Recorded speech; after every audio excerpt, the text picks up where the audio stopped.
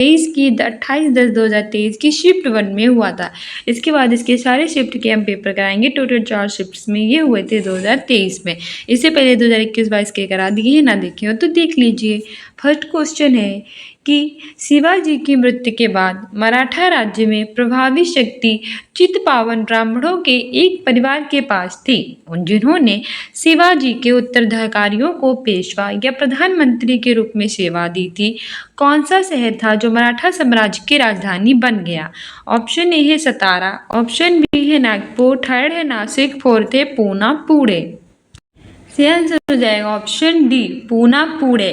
ठीक है, जो हमारा था वो मराठा साम्राज्य की राजधानी पूना यानी कि पुणे थी। व्याख्या भी है कि 1713 ईस्वी में छत्रपति के चित्पावन ब्राह्मण बालाजी विश्वनाथ को अपना पेशवा घोषित किया। इससे मराठा साम्राज्य का पेशवा युग प्रारंभ हुआ। इस काल के दौरान पूना पुणे मराठा साम्राज्य की राजधानी बन गई। और से भी साथ याद रहे आपको कि शिवाजी की जो मृत्यु है वो 1680 में हुई थी और इसकी राजधानी क्या थी? रायगढ़ थी। कि महावीर स्वामी को जिनके नाम से जाना जाने लगा, जिनका क्या अर्थ है? ऑप्शन ए है विजेता, ऑप्शन बी है महान आत्मा, ऑप्शन सी है भगवान और ऑप्शन डी है अहिंसक। सही आंसर हो जाएगा हमारा ऑप्शन है विजेता। महावीर स्वामी को हम किस नाम से जानते थे? जिनके नाम से जानते थे, और जिनका मतलब होता है विजेता। व्याख्या भी है कि जैन धर्म के 24वें और अंतिम तीर्थकार थे महावीर स्वामी। इनको केवल्य की प्राप्ति के बाद जिन उपाधि से विभूषित किया गया, जिनका अर्थ होता है विजेता, जिनके अतिरिक्त उन्हें आर्य यानी कि योग्य, निर्गंथ यानी कि बंधन से रहित, केवलीन, इन सभी उपाधियां प्राप्त हुई। जिनके प्रथम तीर्थकार आदिनाथ या फिर ऋषभदेव थे। ठीक है, तो आपसे पूछेगा कि जैन धर्म के 24वें तीर्थकार कौन थे? महावीर स्वामी। जैन धर्म के अंतिम तीर्थकार कौन थे? वे भी महावीर स्वामी। इन्हें किसकी प्राप्ति हुई थी? केवल्य की प्राप्ति हुई थी। और केवल्य के बाद किस उपाधि से विभूषित किया गया? जिनका मतलब क्या होता है? विजेता। इसके अतिरिक्त इन्हें क्या कहते थे? आर्य। आर्य का मतलब होता था योग्य। निर्गंथ, जिसका मतलब होता था बंधन से रहित। केवलीन, इन सभी उपाधियों से किया गया था विभूषित। और जैन धर्म के प्रथम तीर्थकर कौन थे? आदिनाथ थे या ऋषभदेव थे। ठीक है, ये भी याद रखना। नेक्स्ट है कि जैसा कि अशोक के शिलालेखों में उल्लेख किया गया है, मौर्य साम्राज्यों में राजधानी पाटलिपुत्र और अन्य 4 प्रांतीय केंद्रों सहित 5 प्रमुख राजनीतिक केंद्र थे। इसमें से कौन सा प्रांतीय केंद्र नहीं था? ऑप्शन ए है तक्षशिला, ऑप्शन बी है उज्जैनी, ऑप्शन सी है सुवर्णगिरी और ऑप्शन डी है इंद्रप्रस्थ।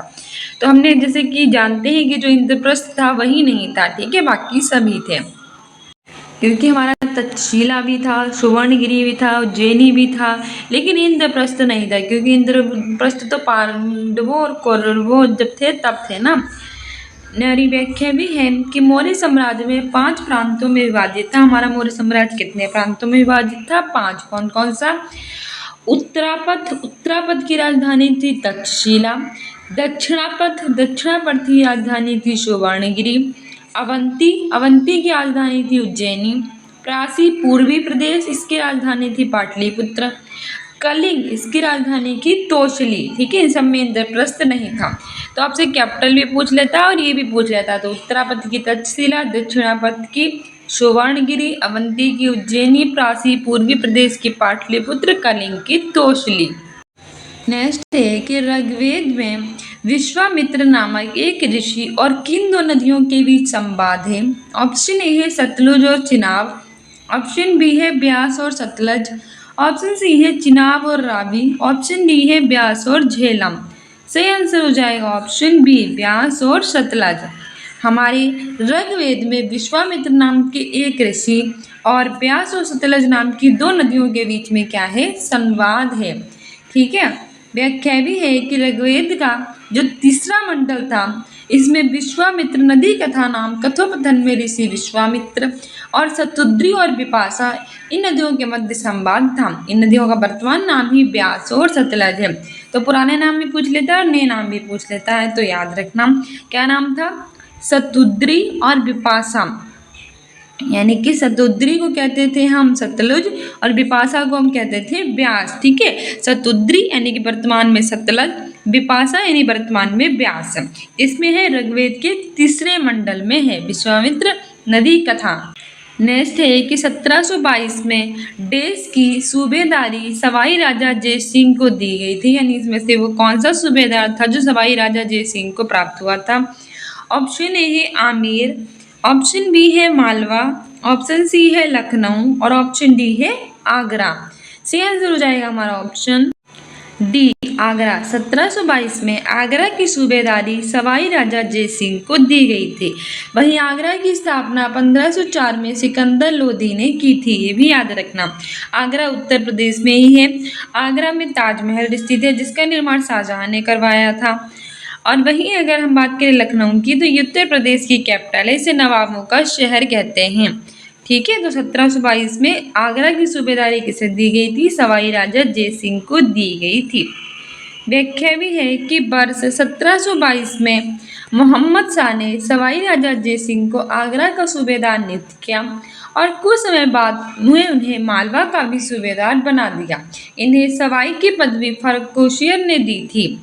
तो कब दी गई थी? 1722 में। किसने दी थी? मोहम्मद शाह ने। किसको दी थी? सवाई राजा जय सिंह को दी थी। कहाँ की सूबेदारी दी थी? आगरा की। उसके बाद किसकी सूबेदारी दी थी? मालवा की। और इनकी किस पदवी से बताया गया था? सवाई की पदवी इन्हें दी गई थी। किसके द्वारा? फर्रुखसियर के द्वारा। ये भी याद रखना। नेक्स्ट है कि निम्नलिखित में से किसने अपने सहयोगियों को यह महसूस करने के लिए प्रेरित किया था कि संविधान सभा ब्रिटिश निर्मित थी और ब्रिटिश योजनाओं पर काम कर रही थी, जैसा कि ब्रिटिश चाहते थे कि इस पर काम किया जाए। यानी कि हमारी जो संविधान सभा थी किसके द्वारा निर्मित थी? ब्रिटिशों के द्वारा। और कैसे काम कर रही थी? जैसे कि ब्रिटिश की योजनाएं थी, जैसे कि ब्रिटिश चाहते थे वैसे ही काम कर रही थी। ऑप्शन ए है सरदार वल्लभ भाई पटेल, ऑप्शन बी है चक्रवर्ती राजगोपालाचारी, ऑप्शन सी है अब्दुल निस्तार और ऑप्शन डी है सोमनाथ लाहिड़ी। सही आंसर इसमें हमारा हो जाएगा ऑप्शन डी सोमनाथ लाहिड़ी। ठीक है, सोमनाथ लाहिड़ी ने अपने सहयोगियों को यह महसूस कराया कि संविधान सभा ब्रिटिशों द्वारा निर्मित है, उनकी योजनाओं पर काम कर रही है और वैसे ही काम कर रही है जैसे कि वे चाहते थे। व्याख्या भी है कि सोमनाथ लाहिड़ी जो कि बंगाल से संविधान सभा के सदस्य और कम्युनिस्ट पार्टी के नेता थे, इन्होंने अपने सहयोगियों को ये महसूस कराने के लिए प्रेरित किया था कि संविधान सभा ब्रिटिश द्वारा निर्मित थी, उन पर योजनाओं पर काम कर रही थी और वैसे ही काम कर रही थी जैसा कि वो चाहते थे। चित्तरंजन दास और मोतीलाल नेहरू ने परिषद राजनीति में वापसी पर बहस करने के लिए कांग्रेस के भीतर किस राजनीतिक दल का गठन किया? ऑप्शन ए है दी इंडियन लीग, ऑप्शन बी है स्वराज पार्टी। तो जैसा हम जानते हैं कि चित्तरंजन दास और मोतीलाल नेहरू ने 19 पार्टी का गठन किसने किया था? चित्तरंजन दास और मोतीलाल नेहरू ने किया था। हमारी व्याख्या भी है कि CR दास यानी कि चित्तरंजन दास और मोतीलाल नेहरू ने परिषद की राजनीति में वापसी पर बहस करने के लिए कांग्रेस के भीतर स्वराज पार्टी का गठन किया।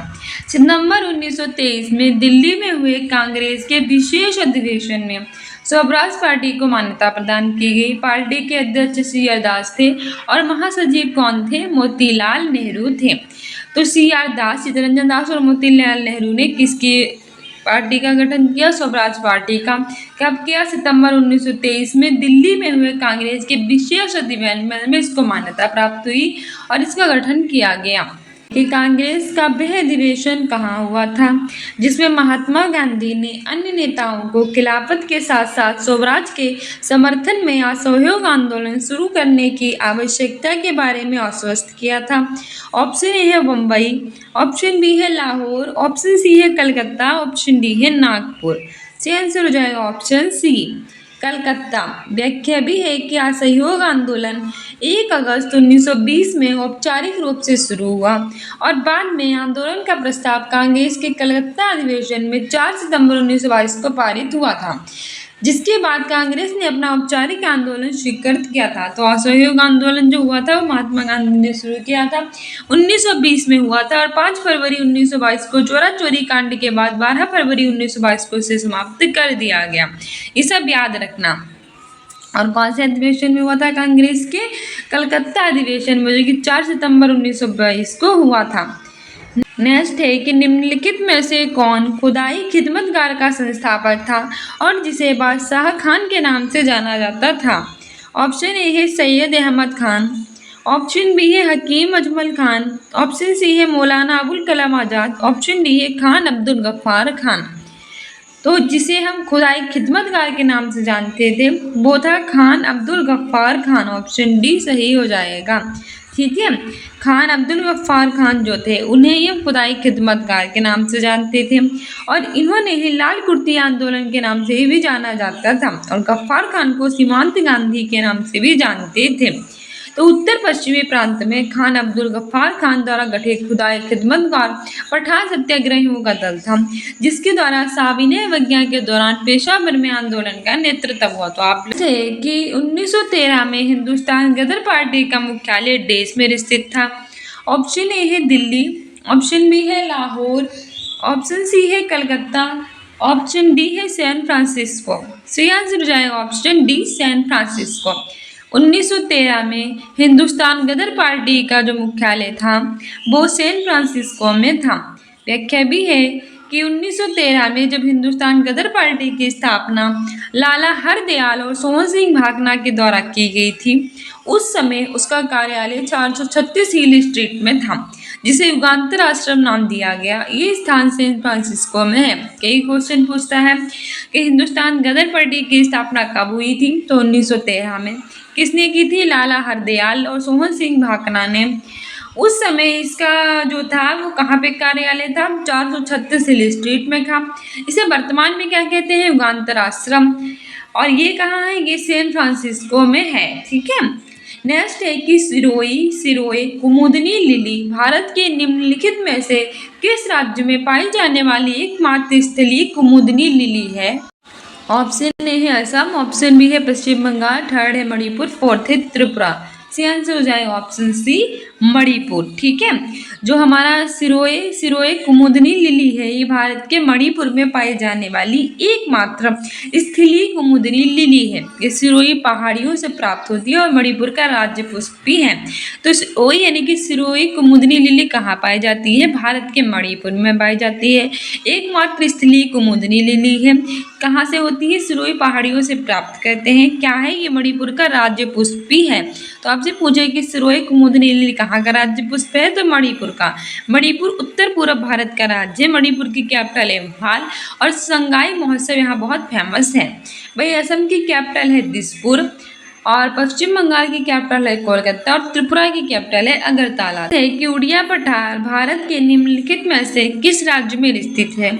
ऑप्शन ए है राजस्थान, ऑप्शन बी है मध्य प्रदेश, ऑप्शन सी है कर्नाटक और ऑप्शन डी है महाराष्ट्र।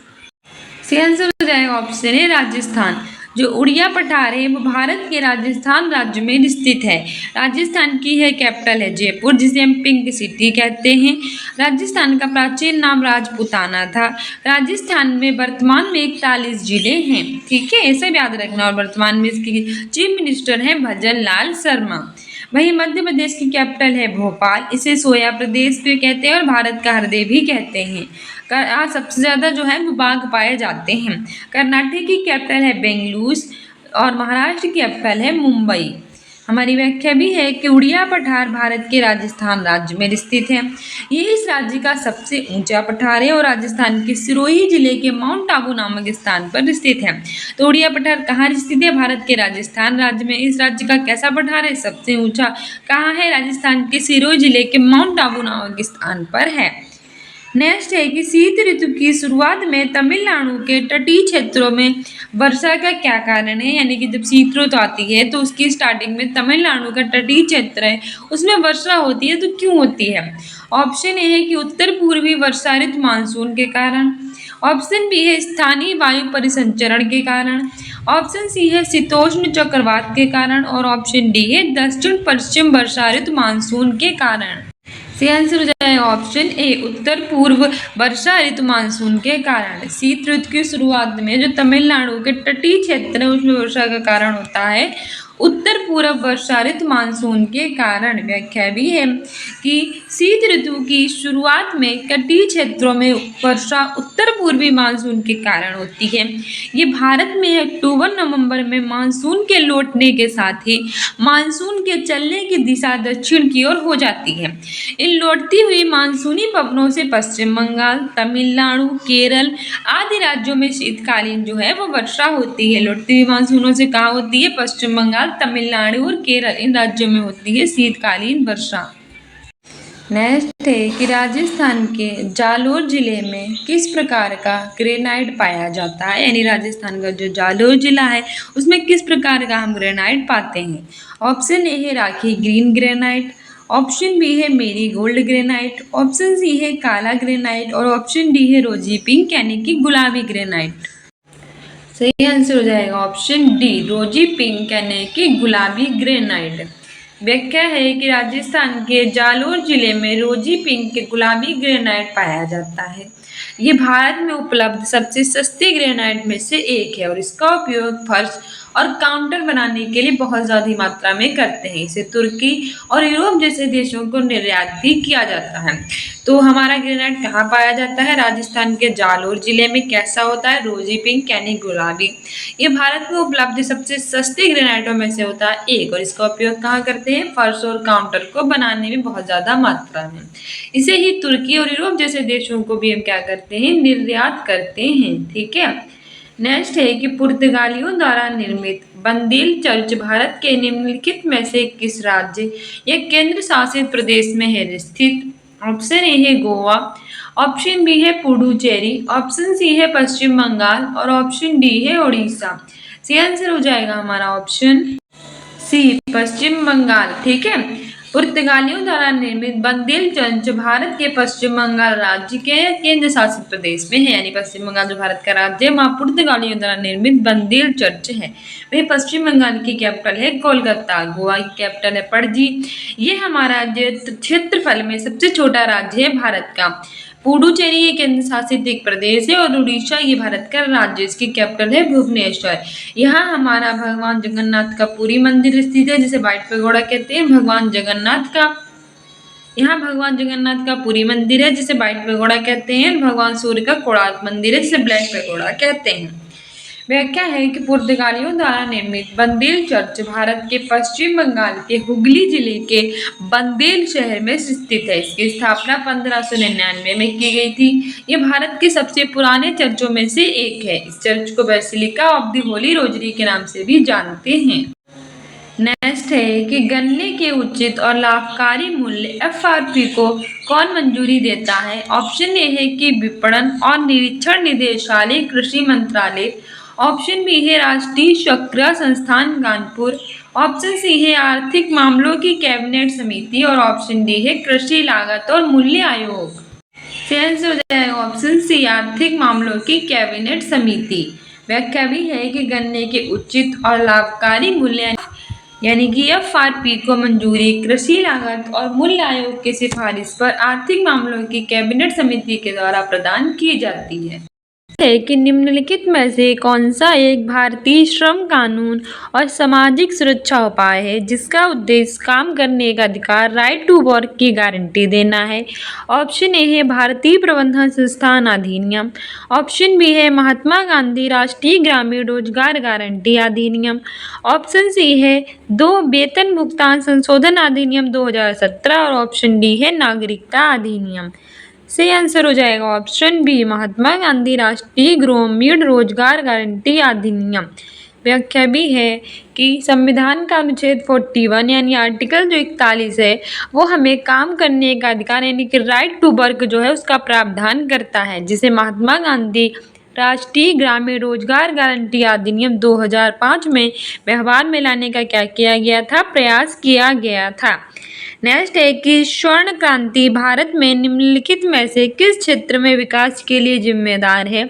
ऑप्शन ए है हॉर्टिकल्चर बागवानी, ऑप्शन बी है पोटैटो प्रोडक्शन यानी कि आलू का उत्पादन, ऑप्शन सी है पेट्रोलियम प्रोडक्शन यानी कि पेट्रोलियम का उत्पादन और ऑप्शन डी है तिलहन का उत्पादन। तो स्वर्ण क्रांति की बात करें तो सही आंसर हमारा हो जाएगा ऑप्शन ए हॉर्टिकल्चर यानी कि बागवानी, स्वर्ण क्रांति यानी कि गोल्डन रिवॉल्यूशन ये बागवानी यानी कि हॉर्टिकल्चर से संबंधित है। व्याख्या भी है कि वर्ष 1991 से 2003 के बीच की अवधि को हम भारत में स्वर्ण क्रांति यानी कि गोल्डन रेवोल्यूशन की अवधि के रूप में जानते हैं। स्वर्ण क्रांति शहद और बागवानी यानी कि हनी एंड हॉर्टिकल्चर से संबंधित है। तिलहन उत्पादन का संबंध पीली क्रांति से होता है। तो गोल्डन रिवॉल्यूशन से संबंधित है स्वर्ण क्रांति, वो हमारी है स्वर्ण क्रांति शहद और बागवानी यानी हनी और हॉर्टिकल्चर से संबंधित। कब से कब की अवधि है? 1991 से 2003 के बीच की अवधि। वही तिलहन उत्पादन का संबंध किससे है? ये येलो रेवोल्यूशन यानी कि पीली क्रांति से है। नेक्स्ट है कि बीमा विनियामक के विकास प्राधिकरण का मुख्यालय कहाँ स्थित है? ऑप्शन ए है मुंबई, ऑप्शन बी है नई दिल्ली, ऑप्शन सी है चेन्नई और ऑप्शन डी है हैदराबाद। से आंसर हो जाएगा ऑप्शन डी हैदराबाद। बीमा विनियामक के विकास प्राधिकरण का मुख्यालय है। व्याख्या भी है कि बीमा विनियामक का विकास प्राधिकरण IRDA का मुख्यालय हैदराबाद तेलंगाना में है। ये वर्ष 2001 में दिल्ली से स्थानांतरित हुआ था और इसकी स्थापना सन 2000 में हुई थी। नेक्स्ट है कि निम्नलिखित में से कौन सा डिपॉजिटरी संस्थान का एक प्रकार नहीं है? ऑप्शन ए है नाबार्ड, ऑप्शन बी है ऋण संघ लोन एसोसिएशन, ऑप्शन सी है वाणिज्यिक बैंक कॉमर्शियल बैंक्स और ऑप्शन डी है क्रेडिट कोऑपरेटिव सोसाइटीज। से आंसर हो जाएगा हमारा ऑप्शन ए नाबार्ड। ये हमारा एक डिपॉजिटरी संस्थान का प्रकार नहीं है, बाकी ये सभी हैं। व्याख्या भी है कि नाबार्ड जो है यानी कि national bank for agriculture and rural development है, एक प्रकार का डिपॉजिटरी संस्थान का प्रकार नहीं है। ये 12 जुलाई 1982 को भारतीय रिजर्व बैंक के कृषि ऋण कार्यों तत्कालीन कृषि पुनर्वित्त और विकास निगम के पुनर्वित्त कार्यों को स्थानांतरित करके अस्तित्व में आया। तो नाबार्ड एक national bank for agriculture and rural development होती है और इसकी स्थापना कब हुई थी? 12 जुलाई 1982 को हुई थी। ठीक है। नेक्स्ट है कि भारतीय स्वतंत्रता अधिनियम 1947 के पारित होने के साथ भारत एक अधिराज्य बन गया और अधिराज्य विधानमंडल ने भारत सरकार अधिनियम 1935 की किस धारा के प्रावधानों के तहत 1947 से 1949 तक कानून बनाया? ऑप्शन ए है सेक्शन 100 यानी कि धारा 100, ऑप्शन बी है सेक्शन 101 यानी कि धारा 101, ऑप्शन सी है धारा 135 और ऑप्शन डी है धारा 130। से आंसर हो जाएगा ऑप्शन ए धारा 100 यानी कि धारा सेक्शन 100। भारतीय स्वतंत्रता अधिनियम 1947 के पारित होने के साथ भारत के अधिराज्य बन गया और अधिराज्य विधानमंडल ने भारत सरकार अधिनियम 1935 की धारा 100 धारा के प्रावधानों के तहत 1947 से 1949 तक जो थे वो कानून बनाए थे। नेक्स्ट है कि एक व्यक्ति जो संसद का सदस्य नहीं है उसे राष्ट्रपति द्वारा अधिकतम कितने महीनों के लिए मंत्री के रूप में नियुक्त किया जा सकता है? ऑप्शन ए है 3 महीने, ऑप्शन बी है 6 महीने, ऑप्शन सी है 9 महीने, ऑप्शन डी है 12 महीने। सही आंसर हो जाएगा ऑप्शन बी 6 महीने यानी कि 6 मंथ। एक व्यक्ति है जो संसद का सदस्य नहीं है उसे हमारे राष्ट्रपति के द्वारा अधिकतम 6 महीने के लिए मंत्री के रूप में हम क्या कर सकते हैं? नियुक्त कर सकते हैं। ठीक है। व्याख्या भी है कि अगर बिना संसद का सदस्य बने कोई व्यक्ति है उसको राष्ट्रपति के द्वारा 6 माह के लिए मंत्री नियुक्त किया जा सकता है। 6 महीने बीत जाने पर यदि कोई मंत्री संसद का सदस्य नहीं बन पाता है तो उसे अपने पद से क्या देना होगा? त्याग पत्र देना होगा। और वर्तमान में हमारी राष्ट्रपति कौन है? श्रीमती द्रौपदी मुर्मू है और राष्ट्रपति की जो शपथ है वो आर्टिकल 60 में दी गई है। वही संसद की बात करें तो ये हमारे आर्टिकल जो है वो 79 में संसद की बात की गई है। ये भी याद रखना, संसद जो है वो लोकसभा और राज्यसभा से मिलकर बनता है।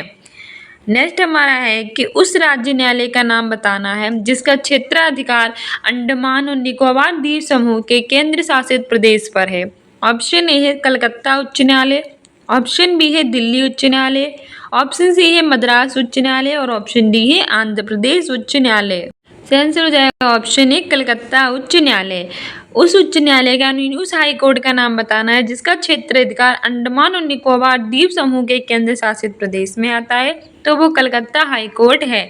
और ये हमारा जो कलकत्ता है ये पश्चिम बंगाल की कैपिटल है। यह भी है कि कलकत्ता उच्च न्यायालय की स्थापना 1862 में की गई थी। इसका क्षेत्राधिकार पश्चिम बंगाल राज्य के साथ साथ अंडमान और निकोबार द्वीप समूह केंद्र शासित प्रदेश में है। तो कलकत्ता उच्च न्यायालय की स्थापना कब हुई? 1862 में। इसका क्षेत्राधिकार किसमें आता है? पश्चिम बंगाल राज्य के साथ साथ अंडमान और निकोबार द्वीप समूह में भी आता है। नेक्स्ट है कि पंचायती राज संस्थाओं के अस्तित्व के लिए भारत की संसद द्वारा 73वां और 74वां संवैधानिक संशोधन कब पारित किया गया? ऑप्शन ए है अक्टूबर 1973, ऑप्शन बी है नवंबर 1952, ऑप्शन सी है दिसंबर 1992 और ऑप्शन डी है दिसंबर 1973। सही आंसर हो जाएगा ऑप्शन सी दिसंबर 1992। पंचायती राज संस्थाओं के अस्तित्व के लिए भारत की संसद के द्वारा 73वां और 74वां संवैधानिक संशोधन अधिनियम दिसंबर 1992 में पारित किया गया। ठीक है, तो हमारा 73वां संविधान संशोधन हुआ था 1992 में, जिसमें हमारे पंचायती राज को जोड़ा गया था। पंचायती राज हमारे संविधान की 11वीं अनुसूची में है। ठीक है, हमारी व्याख्या भी है कि पंचायती राज संस्थाओं का अस्तित्व के लिए भारत की संसद में 73वां और 74वां संविधान संशोधन हुआ। इसे 24 अप्रैल 1993 से लागू किया गया था, इसलिए हर साल हम 24 अप्रैल को पंचायती राज दिवस भी मनाते हैं। 11वीं अनुसूची में पंचायत की और 12वीं अनुसूची में नगर पालिका की बात है, ये भी याद रखना। नेक्स्ट है कि वर्ष 1928 में मोतीलाल नेहरू समिति के द्वारा निम्नलिखित में से कौन सा अधिनियम विधेयक प्रस्तावित किया गया? ऑप्शन ए है इलवर्ट बिल, ऑप्शन बी है अधिकारों का बिल, ऑप्शन सी है आपराधिक जनजाति अधिनियम और ऑप्शन डी है सिंध भूमि उड्डयन विधेयक। सही आंसर हो जाएगा ऑप्शन बी अधिकारों का बिल। वर्ष 1928 में मोतीलाल नेहरू समिति के द्वारा जो था वो अधिकारों का बिल अधिनियम विधेयक प्रस्तावित किया गया था। क्या? अधिकारों का बिल। व्याख्या है कि वर्ष 1928 में मोतीलाल नेहरू समिति के द्वारा अधिकारों का बिल विधेयक प्रस्तावित किया। इस रिपोर्ट की अन्य सिफारिशें थी जैसे कि भारत को डोमिनियन राज्य का दर्जा देना, भारत एक संघ हो जिसके नियंत्रण के केंद्र में द्विसदनीय विधानमंडल हो, गवर्नर जनरल की स्थिति संवैधानिक मुखिया वर्ग की हो। गवर्नर जनरल की स्थिति कैसी हो? संवैधानिक मुखिया वर्ग की। नेक्स्ट है कि स्वयंत्र के संबंध में निम्नलिखित में से कौन सा सही है? ऑप्शन ए है कि इसमें स्वर रज्जु होते हैं, ऑप्शन बी है कि एक हड्डीदार बक्सा है, ऑप्शन सी है कि ये श्वास नली में आक्रमण करने वाले रोग जनकों को रोकता है और ऑप्शन डी है ये उपास्थि से बना एक अंग है और ग्रसनी को श्वास नली से जोड़ता है। सही आंसर हो जाएगा ऑप्शन। तो इसमें हमें जो था वो बोनस मार्क्स मिला था। कुछ क्वेश्चन ऐसे होते हैं जिसमें हमें बोनस मार्क्स मिलते हैं, उसमें से ये एक था। व्याख्या है कि स्वयंत्र श्वसन तंत्र का एक कार्टिलाजिनस खंड है जो कि गर्दन के अग्रभाग में स्थित होता है। स्वयंत्र का प्राथमिक कार्य सांस लेते समय निचले श्वसन पथ को श्वास नली में भोजन के प्रवेश से बचाना होता है और इसमें जो हमारे स्वर रज्जु होते हैं वो भी शामिल होते हैं और ये एक कार्टिलाजिनस कंकाल है। कैसा है? कार्टिलाजिनस कंकाल। नेक्स्ट है कि मिल्क ऑफ मैग्नीशियम किस प्रकार का कोलाइड है? ऑप्शन ए है ठोस सोल, ऑप्शन बी है सोल, ऑप्शन सी है एरोसोल, ऑप्शन डी है इमल्सन। सही आंसर हो जाएगा option B sol. Milk of magnesium जो होता है वो सोल कोलाइड है। व्याख्या भी है कि मिल्क ऑफ मैग्नीशियम सोल प्रकार का कोलाइड है। इसका उपयोग अपच, पेट की खराबी, सीने की जलन से राहत के लिए करते हैं। तो मिल्क ऑफ मैग्नीशियम कैसा है? एक प्रकार का सोल कोलाइड है। इसका उपयोग किस लिए कहते हैं? अपच, पेट की खराबी और सीने की जलन से राहत के लिए। नेक्स्ट है कि निम्नलिखित में से कौन सा कार्बनिक यौगिक मानव शरीर में प्रोटोप्लाज्म को जमा देता है? ऑप्शन ए है मेथनोइक एसिड, ऑप्शन बी है इथेनॉल, ऑप्शन सी है मेथेनॉल और ऑप्शन डी है प्रोपेनॉन। सही आंसर हो जाएगा ऑप्शन सी मेथेनॉल। ठीक है, मेथेनॉल कार्बनिक यौगिक होता है जो मानव शरीर में किसको जमा देता है? प्रोटोप्लाज्म को जमा देता है। व्याख्या भी है कि मेथेनॉल कार्बनिक यौगिक मानव शरीर में हमारे प्रोटोप्लाज्म को जमा देता है। इसका उपयोग उद्योगों के लिए, फार्मास्यूटिकल्स के लिए, निर्माण के लिए, खाद्य उद्योग के लिए, इन सब के लिए करते हैं और ये मुख्य रूप से मेथेनॉल ऑक्सीकरण के द्वारा तैयार किया जाता है। नेक्स्ट है कि निम्नलिखित में से कौन सा आंतरिक सौर मंडल में स्थित एकमात्र बोना ग्रह है? ऑप्शन ए है मैकमैक, ऑप्शन बी है सेरेस, ऑप्शन सी है प्लूटो, ऑप्शन डी है होमिया। सी आंसर हो जाएगा ऑप्शन बी सेरेस। सेरेस जो है वो हमारे आंतरिक सौर मंडल में मंगल और बृहस्पति की कक्षाओं के मध्य स्थित एकमात्र बोना ग्रह है। यह क्षुद्र ग्रह का पहला सदस्य था जिसे 1801 में ग्यूशियो पियाजी के द्वारा देखा गया था। इसके तहत बुध, शुक्र, पृथ्वी, मंगल ग्रह शामिल किए जाते हैं जिसका व्यास लगभग 950 किलोमीटर जो पृथ्वी की चंद्रमा के 1/4 से भी अधिक है। वैज्ञानिकों ने 2006 में इसे बोने ग्रह के रूप में वर्गीकृत किया था। याद रखना कि सेरेस क्या है, एक आंतरिक सौर मंडल में मंगल और बृहस्पति कक्षाओं के मध्य स्थित एकमात्र बोना ग्रह है। नेक्स्ट है कि बिछुआ नेटल की पत्तियों के चुभने वाले बालों में कौन सा अम्ल मौजूद होता है? ऑप्शन ए है मेथोनोइक अम्ल, ऑप्शन बी है एथोनोइक अम्ल, ऑप्शन सी है ऑक्सोलिक अम्ल और ऑप्शन डी है स्कॉर्बिक अम्ल। ऑप्शन ए सही हो जाएगा मेथेनोइक अम्ल।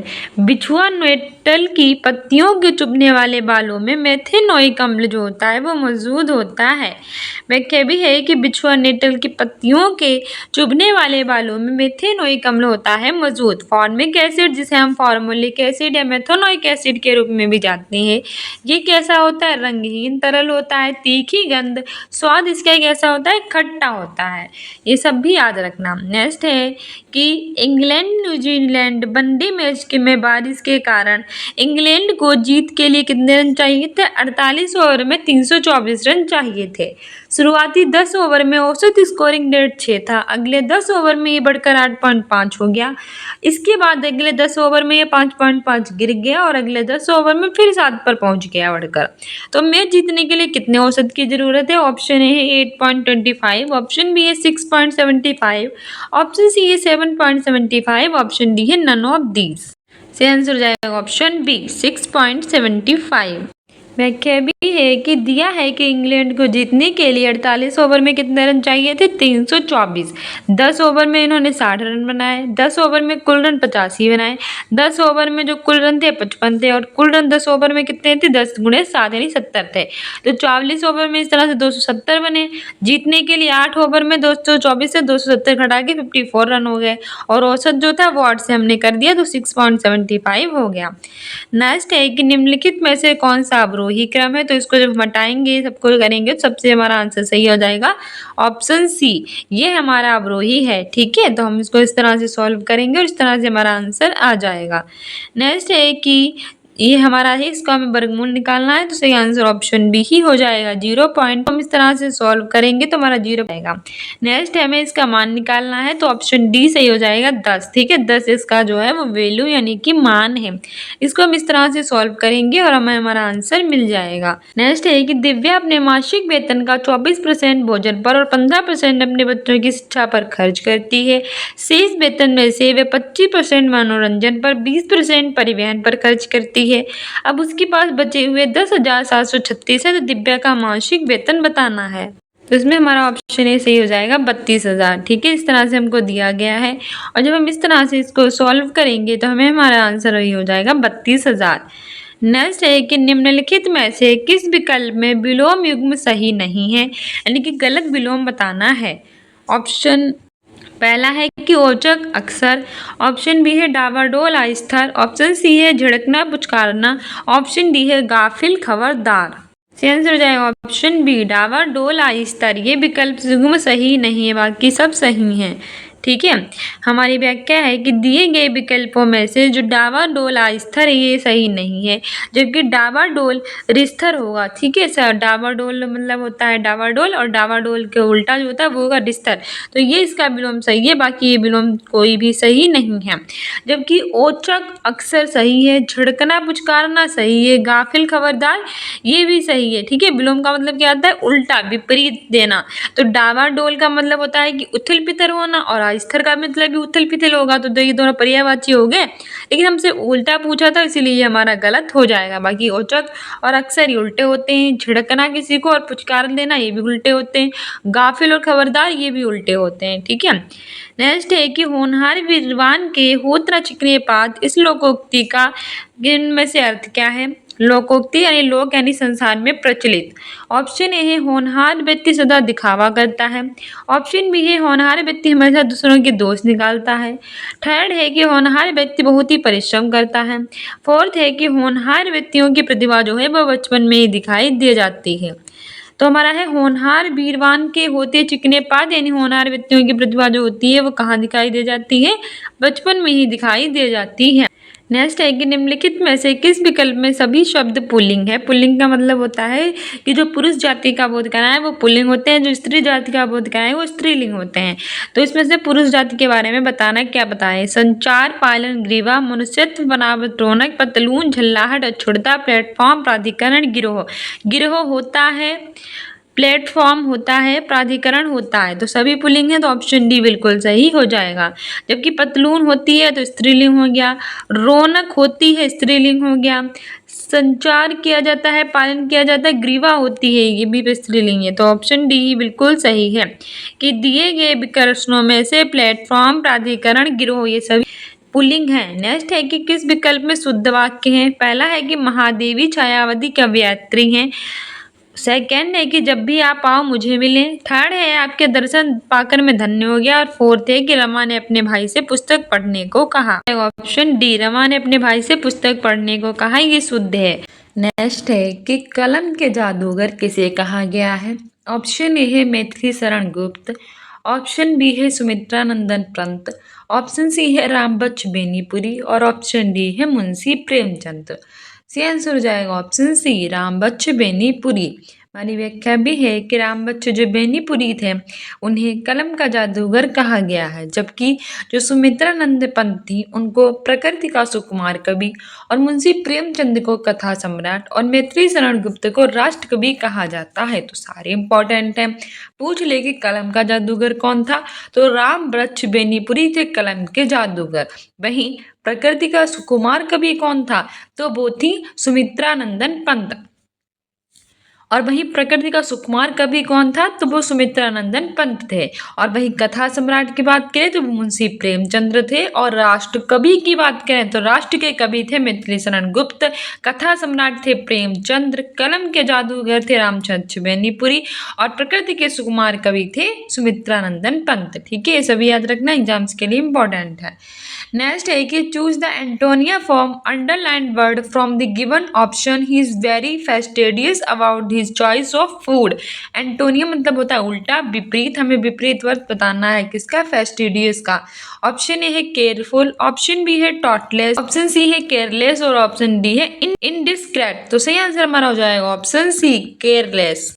ठीक है, जो फेस्टिडियस है उसका एंटोनियम केयरलेस होगा। व्याख्या भी है कि दिए गए वाक्यों के रेखांकित शब्द जो फेस्टिडियस है यानी कि इसका मतलब होता है नखरेबाज, नकचड़ा, इसका एंटोनियम केयरलेस यानी कि लापरवाह होगा।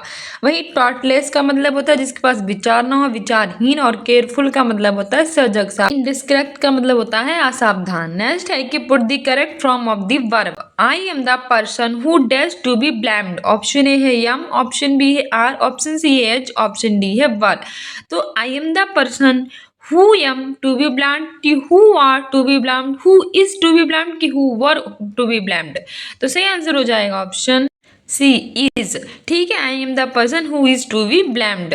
तो ऑप्शन सी सही है। व्याख्या भी है कि उपयुक्त प्रश्न के रिक्त स्थान में विकल्प सी का होगा जिसमें यूज प्रयोग किया जाएगा, क्योंकि सिंगल सब्जेक्ट के साथ सिंगल वर्ब का प्रयोग होता है। करेक्ट सेंटेंस बनेगा I am the person who is to be blamed. Next है कि which of the following spelling is incorrect, यानी कौन सी इसमें से जो स्पेलिंग है वो इनकरेक्ट है। एमेच्योर, जर्नी, बेनिफिशियरी और एनिवर्सरी। सही आंसर हो जाएगा ऑप्शन डी, एनिवर्सरी। ये गलत है क्योंकि ANNIVERSARY ये होती है एनिवर्सरी की स्पेलिंग, लेकिन इसमें एक ही एन लगा इसीलिए ऑप्शन डी सही है। व्याख्या भी है कि विकल्प डी एनिवर्सरी की वर्तनी अशुद्ध है। तो वर्तनी एनिवर्सरी यानी कि शादी की सालगिरह इस तरह से होगी कि क्या होगी, ANNIVERSARY एनिवर्सरी। जबकि जर्नी यानी यात्रा बिल्कुल सही है, बाकी सारी स्पेलिंग्स भी बिल्कुल सही हैं। नेक्स्ट है मैं ये पैराग्राफ पढ़ना और इसके आंसर देने। हमारा पैराग्राफ है कि India is marked by a diversity of physical features such as mountains, plateaus, plains, coasts, and islands. Standing as sentinels in the north are the lofty snow-capped Himalayas. Him plus Ale mean the above of snow. The Himalayan mountains are divided into three main parallel ranges. The northernmost is the Great Himalaya of Himadri. The world's highest peaks are located in this range. Middle Himalayas of or Himachal lies to the south of Himadri. Many popular hill stations are situated here. The Shivalik is the southernmost range. The northern Indian plains lie to the south of the Himalaya. They are generally level and flat. These are formed by the alluvial deposits laid down by the rivers, the Indus, the Ganga, the Brahmaputra, and their tributaries. These rivers plants provide fertile land for cultivation. This is the reason for high concentration of population in these plains. First है कि world's highest peaks are located in the option A Shivalik range, option B है Himadri range, option C है middle Himalaya, option D है साउथर most range. यानी कि world की सबसे बड़ी चोटी जो है वो कहाँ पर स्थित है। तो हमने पैसेज में जैसे पढ़ा था तो सही आंसर ऑप्शन बी हो जाएगा हिमाद्री रेंज में। व्याख्या भी है कि उपरोक्त पैसेज के अनुसार दुनिया की सबसे ऊंची पर्वत चोटियां हिमाद्री रेंज में है, जो कि पैसेज की इन पंक्तियों the northern most is the greatest Himalaya of Himadri the world's highest peaks are located in the range से स्पष्ट होती हैं।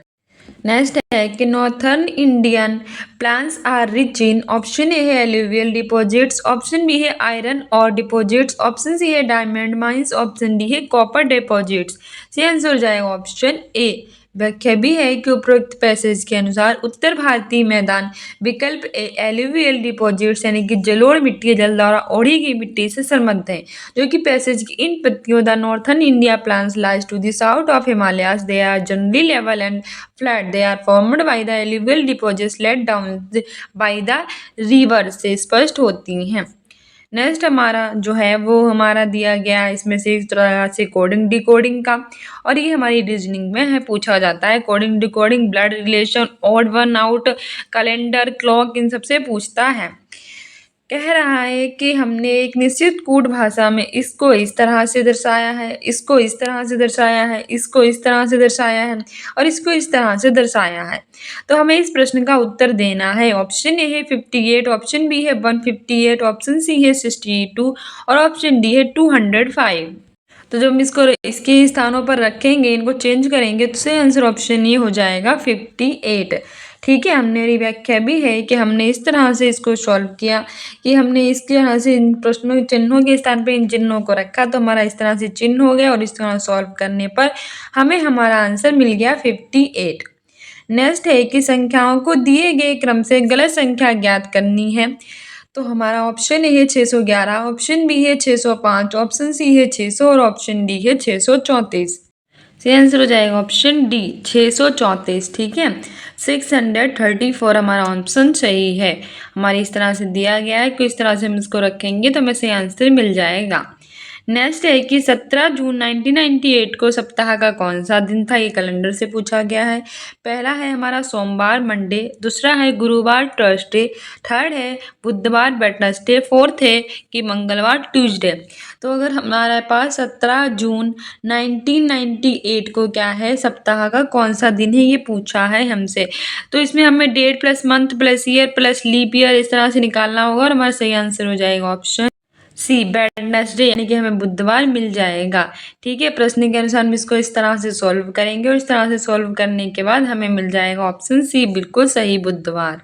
नेक्स्ट हमारा ब्लड रिलेशन का आ गया है। इसने कहा है कि यदि ए प्लस बी का अर्थ है कि ए बी की माँ है, ए माइनस बी का अर्थ है कि ए बी का भाई है, ए बी का अर्थ है कि ए बी का पिता है और ए गुण बी का अर्थ है कि ए बी की बहन है, तो हमें इसमें से दर्शाना है कि किसका मतलब है कि पी क्यू का मामा है।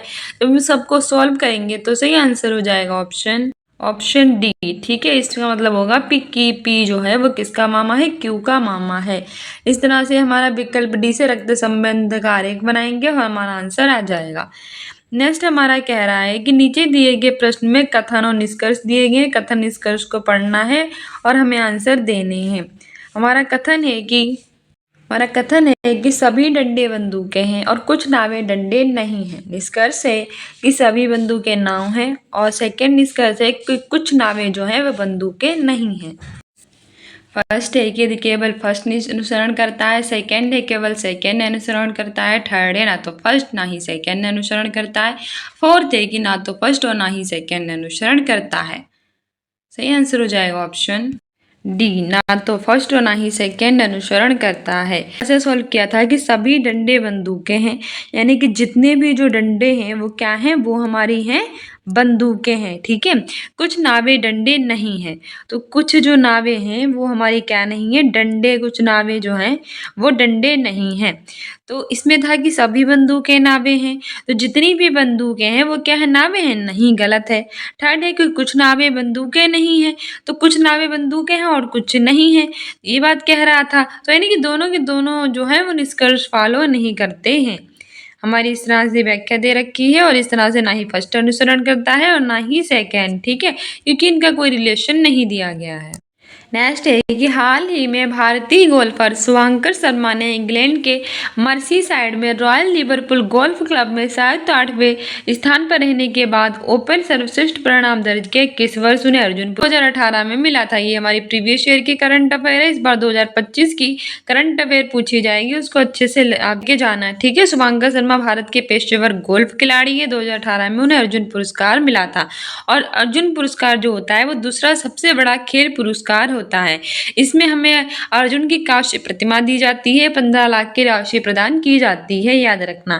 नेक्स्ट है कि भारत सरकार द्वारा संचालित कौन सा निगम Asia transition finance study group में शामिल होने वाला पहला सदस्य बन गया।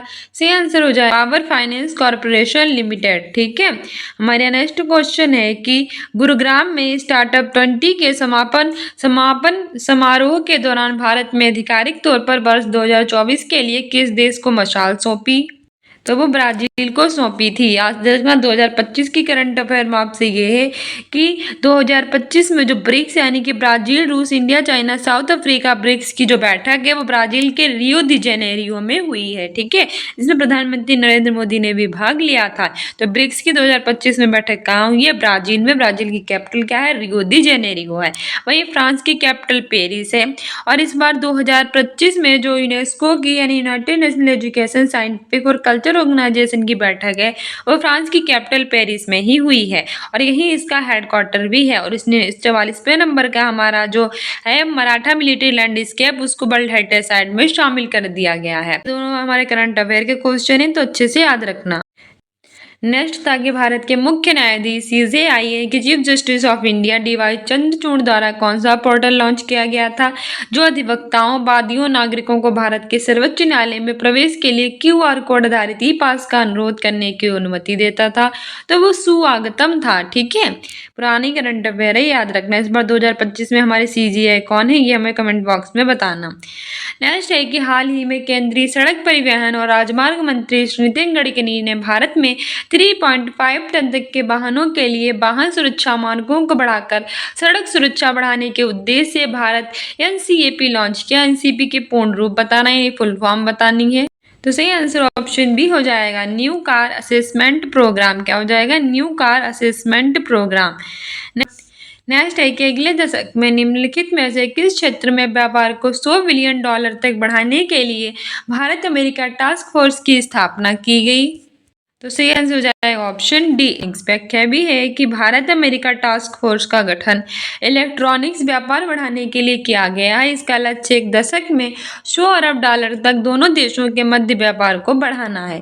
ट्राई के पूर्व अध्यक्ष राम सेवक शर्मा को टास्क फोर्स का अध्यक्ष नियुक्त किया गया। नेक्स्ट है कि विश्व का पहला 7 मिनट का कैंसर उपचार टीका जेब किस देश में शुरू किया जाएगा। सही आंसर हो जाएगा ऑप्शन ए, वो इंग्लैंड में शुरू किया जाएगा। वहीं जो USA है यानी यूनाइटेड स्टेट ऑफ अमेरिका है, इसकी कैपिटल है वॉशिंगटन DC, करेंसी है डॉलर। यहाँ के नए राष्ट्रपति 47 नंबर के डोनाल्ड ट्रंप बने हैं। भारत और अमेरिका के बीच में वज्र प्रहार और टाइगर ट्रंप जैसी जो होती हैं वो संयुक्त अभ्यास आयोजित किए जाते हैं। इसके अतिरिक्त अमेरिका से ही भारत ने मूल अधिकार लिए हैं जो कि हमारे भाग 3 में है। पहले 7 थे लेकिन वर्तमान में 6 हैं। ठीक है, ये सब याद रखना, करंट अफेयर के लिए इम्पोर्टेंट है। नेक्स्ट है कि मध्य प्रदेश में लागू मुख्यमंत्री लाडली बहना योजना से महिलाओं के लिए आयु सीमा क्या थी? तो सही आंसर ऑप्शन सी हो जाएगा कि आवेदन के कैलेंडर वर्ष में 1 जनवरी को 23 वर्ष पूरा कर लिया हो और 60 वर्ष से जो है वो कम हो। ठीक है, नेक्स्ट हमारा है कि पूर्वोत्तर सीमांत रेलवे में वर्ष के सूक्ष्म परियोजना के लिए दक्षिण एशिया पुरस्कार जीता। यह परियोजना किस जानवर के जीवन को बचाने के लिए इंस्ट्रक्शंस डिटेक्शन सिस्टम है? सही आंसर हो जाएगा ऑप्शन बी, हाथी यानी कि एलिफेंट। ठीक है, नेक्स्ट हमारा क्वेश्चन है कि हाल ही में भारतीय वायुसेना IAF यानी कि एयरफोर्स इंडियन एयरफोर्स के पश्चिमी वायु कमान द्वारा शुरू किया गया था वार्षिक प्रशिक्षण अभ्यास का नाम था। सही आंसर हो जाएगा ऑप्शन डी, त्रिशूल। ठीक है, त्रिशूल था। नेक्स्ट है कि मानव वन्य जीव अभयारण्य भारत के निम्नलिखित में से किस राज्य केंद्र शासित प्रदेश में स्थित है? ये हमारी 10 नंबर की जो है वो स्टैटिक जीके पूछे जाती है। ऑप्शन ए है लद्दाख, ऑप्शन बी है जम्मू कश्मीर, थर्ड है सिक्किम, फोर्थ है असम। सही आंसर हो जाएगा हमारा ऑप्शन सी, सिक्किम। ठीक है, मेनम वन्य जीव अभयारण्य भारत के किस राज्य या केंद्र शासित प्रदेश में है? वो सिक्किम राज्य में है। सिक्किम की कैपिटल है गंगटोक। ये उत्तर पूर्व भारत का राज्य, इसे वन ब्रदर कहा जाता है। ठीक है, वहीं लद्दाख की कैपिटल है लेह, ये भारत का केंद्र शासित प्रदेश है और ये हमारा सबसे छोटा केंद्र शासित प्रदेश है। वहीं जम्मू कश्मीर की कैपिटल है श्रीनगर, ये भी भारत के केंद्र शासित प्रदेश है और जम्मू कश्मीर और लद्दाख की दोनों सीमा साझा करते हैं पाकिस्तान के साथ। वहीं असम की कैपिटल है दिसपुर, उत्तर पूर्व भारत का राज्य है। ये सब याद रखना। और यहाँ का ओम काफी फेमस फेस्टिवल है। व्याख्या भी है कि मैनम वन्य जीव अभयारण्य भारत के सिक्किम राज्य में स्थित है और इसकी स्थापना 1969 यानी 1959 में की गई थी। ठीक है, नेक्स्ट हमारा है तेलंगाना राज्य के पालमपेट गांव में स्थित रमप्पा मंदिर, जिसे वर्ष 2021 में भी यूनेस्को के विश्व धरोहर स्थल घोषित किया गया था, उसका निर्माण किस राजवंश के शासनकाल में किया गया? पहला है मुशुनुरी, सेकेंड है बहमनी, थर्ड है विजयनगर, फोर्थ है काकती। सही आंसर हो जाएगा ऑप्शन डी, काकटी। ठीक है, तेलंगाना राज्य में स्थित जो रमप्पा मंदिर है, वो जिस रमप्पा मंदिर को 2021 ने यूनेस्को ने विश्व धरोहर स्थल में सूचित किया था और ये हमारा था काकतीय राजवंश के दौरान बनवाया गया था। वहीं यूनेस्को यानी कि यूनाइटेड नेशनल एजुकेशन साइंटिफिक और कल्चर ऑर्गेनाइजेशन फुल फॉर्म होती है, उन स्थापना हुई थी। इसका हेडक्वार्टर फ्रांस के पेरिस में है। 2025 में इसकी बैठक जो है वो फ्रांस के पेरिस में ही हुई है और यूनेस्को ने अपनी 44वें नंबर की वर्ल्ड हेरिटेज साइट जो है वो हमारी जो है उसको बना दिया है, वो मराठा मिलिट्री लैंडस्केप को बना दिया है, जिसमें टोटल 12 किले हैं, 11 महाराष्ट्र और 1 तमिलनाडु में स्थित है। ये सब याद रखना और जो शिवाजी ने बनवाए थे। नेक्स्ट हमारा है, हमारी व्याख्या भी है कि तेलंगाना राज्य के पालमपेट गांव में स्थित रमप्पा मंदिर की स्थापना काकतीय वंश के शासक गणपति देव के शासनकाल में 1213 में हुई थी। इसे रुद्रेश्वर मंदिर भी कहते हैं। इसे 2021 में यूनेस्को ने वर्ल्ड हेरिटेज साइट में शामिल किया गया है। नेक्स्ट है कि भारतीय संघ के प्रधानमंत्री और अन्य मंत्रियों की नियुक्ति भारत के संविधान की देश के तहत राष्ट्रपति द्वारा की जाती है। ऑप्शन ए है अनुच्छेद 73, ऑप्शन बी है अनुच्छेद 72, ऑप्शन सी है अनुच्छेद 70 और ऑप्शन डी है अनुच्छेद 75। सही आंसर हो जाएगा ऑप्शन डी, अनुच्छेद 75 यानी आर्टिकल 75। हमारी व्याख्या भी है कि संविधान के अनुच्छेद 75 के तहत भारत के प्रधानमंत्री और जो अन्य मंत्री होते हैं उनकी नियुक्ति हमारे भारत के राष्ट्रपति के द्वारा की जाती है। वर्तमान में भारत के प्रधानमंत्री हैं नरेंद्र दामोदर दास मोदी और हमारे राष्ट्रपति हैं द्रौपदी मुर्मू। ठीक है, याद रखना। नेक्स्ट है कि कुथू भारत के निम्नलिखित में से किस राज्य केंद्र शासित प्रदेश में कुथमबलम मंदिर में प्रदर्शित एक सामाजिक धार्मिक कला है? फर्स्ट है सिक्किम, सेकंड है आंध्र प्रदेश, थर्ड है केरल, फोर्थ है तेलंगाना। सही आंसर हो जाएगा ऑप्शन सी, केरल। कुथू भारत के केरल राज्य में कुथमबलम मंदिर में प्रदर्शित एक सामाजिक धार्मिक कला है। वहीं केरल की कैपिटल है तिरुवनंतपुरम और यहाँ का शास्त्रीय नृत्य है कथकली और मोहिनीअट्टम है। सिक्किम की कैपिटल है गंगटोक। आंध्र प्रदेश भाषा के आधार पर बनने वाला भारत का पहला राज्य है और तेलंगाना 2 जून 2014 को आंध्र प्रदेश से अलग होकर ही बना था, इसीलिए 2 जून को तेलंगाना का स्थापना दिवस मनाते हैं। व्याख्या भी है कि कुथु भारत के केरल राज्य में स्थित कुथम्बलम मंदिर में प्रदर्शित किए जाने वाली क्या है, एक धार्मिक कला है। नेक्स्ट है कि केंद्रीय भारतीय भाषा संस्थान का मुख्यालय कहाँ है। ऑप्शन ए है मैसूर कर्नाटक, सेकंड है मुंबई महाराष्ट्र, थर्ड है भोपाल मध्य प्रदेश और फोर्थ है मानेसर महाराष्ट्र। से आंसर हो जाएगा ऑप्शन है मैसूर कर्नाटक। केंद्रीय भारतीय भाषा संस्थान का मुख्यालय मैसूर कर्नाटक में है। व्याख्या भी है कि भारतीय भाषाओं के केंद्रीय संस्थान का मुख्यालय कर्नाटक के मैसूर में है स्थित और इसकी स्थापना कब हुई थी, 1969 यानी 1969 में की गई थी। नेक्स्ट है कि OPCW यानी कि रासायनिक हथियारों का निषेध संगठन के कितने सदस्य राष्ट्र हैं, 195, ऑप्शन बी है 194, ऑप्शन सी है 203, ऑप्शन सी डी है 193। से आंसर हो जाएगा ऑप्शन डी 193 यानी कि 193। OPCW अपने 193 सदस्य देशों के साथ में अपनी सीटें रखता है। हैग नीदरलैंड एक रासायनिक हथियारों के स्थायी और सत्यापन योग्य उन्मूलन के वैश्विक प्रयास की देखरेख करता है। नेक्स्ट है कि निम्नलिखित में से कौन मालदीव की आधिकारिक भाषा है। ऑप्शन ए है दारी, ऑप्शन बी है जोंगखा, ऑप्शन सी है मलयालम, ऑप्शन डी है दिवेही। से आंसर हो जाएगा ऑप्शन डी दिवेही। मालदीव की आधिकारिक भाषा जो है वो मालदीव की दिवेही है। ठीक है, हमारी व्याख्या भी है कि मालदीव की आधिकारिक भाषा दिवेही है। राष्ट्रीय मछली यहाँ की फिन टूचा है। राष्ट्रीय फूल पाडू आक है और राष्ट्रीय वृक्ष नारियल ताड़ है। और वहीं मालदीव जो है वो अपनी सीमा भारत के साथ बनाता है। ठीक है, अपनी जलीय सीमा बनाता है भारत के साथ मालदीव। इसकी करेंसी है माले और इसकी करेंसी है मालदीवियन रुपया और यहाँ की कैपिटल है माले। ठीक है, तो मालदीव की कैपिटल है माले, करेंसी है मालदीवन रुपया, आधिकारिक भाषा है दिवेही, राष्ट्रीय मछली है फिन टूचा, राष्ट्रीय फल है पडू आग और राष्ट्रीय वृक्ष है नारियल ताड़। और ये अपने भारत के साथ जो है वो समुद्री सीमा साझा करता है। नेक्स्ट है कि पूला निम्नलिखित में से किस देश की राष्ट्रीय मुद्रा है। ऑप्शन ए है बोत्सवाना, ऑप्शन बी है कंबोडिया, ऑप्शन सी है म्यांमार, ऑप्शन डी है पोलैंड। से आंसर हो जाएगा ऑप्शन है बोत्सवाना।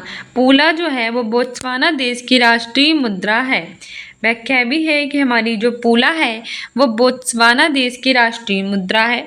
बोत्सवाना में पूला का शाब्दिक अर्थ होता है बारिश, क्योंकि बोत्सवाना में बारिश बहुत कम होती है, इसलिए दक्षिण अफ्रीका में एक स्थल सीमा देश है बोत्सवाना, ये याद रखना। नेक्स्ट है कि पेरुंग दाई कोंगू बेली द्वारा लिखित महाकाव्य कृति है, ये भारत के निम्नलिखित में से किस साहित्य से है संबंधित। ऑप्शन ए है तेलुगु साहित्य, ऑप्शन बी है तमिल साहित्य, ऑप्शन सी है कन्नड़ साहित्य, ऑप्शन डी है मलयालम साहित्य। से आंसर हो जाएगा ऑप्शन बी तमिल साहित्य। ठीक है, पेरुंग दाई कोंगू वेलिर द्वारा लिखित महाकाव्य कृति है और ये तमिल साहित्य से है संबंधित। नेक्स्ट है कि भारत सरकार द्वारा वर्ष 1967 में निम्नलिखित में से किस वीरता पुरस्कार का नाम बदलकर शौर्य चक्र कर दिया गया। फर्स्ट है कि अशोक चक्र वर्ग फर्स्ट, सेकेंड है कि अशोक चक्र वर्ग सेकेंड, थर्ड है अशोक चक्र वर्ग थर्ड और ऑप्शन डी है महावीर चक्र। सही आंसर हो जाएगा ऑप्शन सी अशोक चक्र वर्ग थर्ड यानी कि क्लास थर्ड। इस वीरता पुरस्कार का नाम बदलकर शौर्य चक्र कर दिया। व्याख्या है कि भारत सरकार द्वारा जनवरी 1967 में 3 वीरता पुरस्कार अशोक चक्र वर्ग 1, अशोक चक्र वर्ग 2 और अशोक चक्र वर्ग 3 का नाम बदलकर क्रमशः अशोक चक्र, कीर्ति चक्र का और शौर्य चक्र कर दिया गया। और अशोक चक्र वर्ग 3 का नाम बदलकर अशोक चक्र, कीर्ति चक्र और शौर्य चक्र कर दिया गया। तो आपसे पूछा था कि शौर्य चक्र, तो अशोक चक्र थर्ड होगा। अगर अशोक चक्र पूछता तो फर्स्ट वाला हो जाता अशोक चक्र। ठीक है, अशोक चक्र वर्ग 1 का नाम बदलकर अशोक चक्र, अशोक चक्र वर्ग 2 का नाम बदलकर कीर्ति चक्र और अशोक वर्ग चक्र 3 का नाम बदलकर शौर्य चक्र कर दिया गया। तो पहला तो अशोक चक्र का अशोक चक्र ही है, सेकेंड का कीर्ति और शौर्य में चेंज कर दिया गया है। ठीक है, अशोक, कीर्ति और शौर्य, ऐसे याद कर लेना। नेक्स्ट है कि हमें इस गद्यांश को पढ़ना है और आंसर देने हैं। हमारा गद्यांश है, समाज की विषमता शोषण की जननी है।